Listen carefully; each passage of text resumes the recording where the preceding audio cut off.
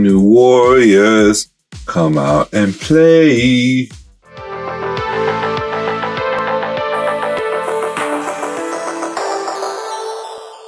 Geeks, what is poppin'?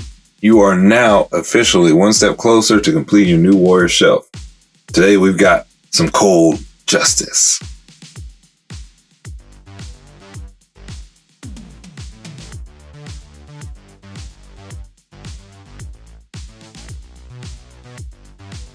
A mutant with telekinetic powers, Justice fights alongside his heroes as the leader of the new warriors. He comes with an extra set of hands and the tentacles for the BAF.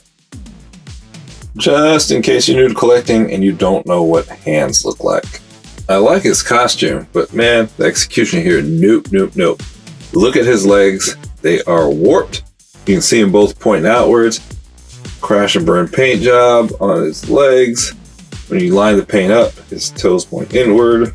Looks like it's a mashup of old Spidey parts, real old Spidey parts. And did I say no butterfly joints? It looks kind of weird because his cape is sculpted into the shoulder. So there's like a gap that should be filled by the butterfly joints. Now that head sculpt is top notch. I'm really digging that. It looks good. Looks really real. Loving the hair. But that shoulder area, that chunk missing out of the shoulder, the absence of butterfly joints, the blue on his neck and his trapezius area are different from the blue on his actual shoulders. Meh. They need to retire these parts. And I don't know about the top, but I think the bottom, the legs, are originally from that pizza Spidey. I could be wrong. People always tell me that. Again, if you're new to the channel, I'm not good with bucks. I don't want to hear about it in the comments. I'm just messing with you. But yeah, this is like Frankenstein's monster. They put a fresh head sculpt and a new coat of paint on what can affectionately be referred to as trash parts. All right, we get 360 up top. Yeah, this goes tilt left, tilt right. Range looking down is not that good. Range looking up's okay. Arms get up, yeah, high. Huggy. Not too snuggy. Wingspan, fully vaccinated.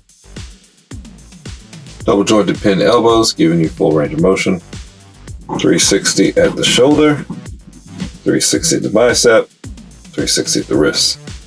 Barely get repulsor blast. Pretty decent kiss the ring. Crunch. Goes it way back. Intermittent clicks at the waist, but you get a full 360. Also 360 at the thigh cut. 360 at the calf cut. 360 at the foot. Split. Bend damage is okay. Bend not quite 90. Kick. Double jointed pinned knees from 1993. Doesn't let him quite kick his butt. Toe point up is decent. Toe point down is great. Hasbro should be embarrassed with these legs. Comes in a little under 6 3/4. And here is what the rest of the wave that I have so far. Just be warned, the other reviews, don't know when they're coming because I have not received the other figures in the wave yet. Amazon shipped these to me. They said the others will be here sometime next week. Haven't shipped yet, so I'll believe it when I see the shipping notice. All right, so what do I think? I think that this figure is an example of why Hasbro's in financial trouble right now. They went from being the biggest, richest corporation to a struggling corporation because they got greedy and they cut corners. Every toy company reuses parts. It's a part of the business. It makes sense.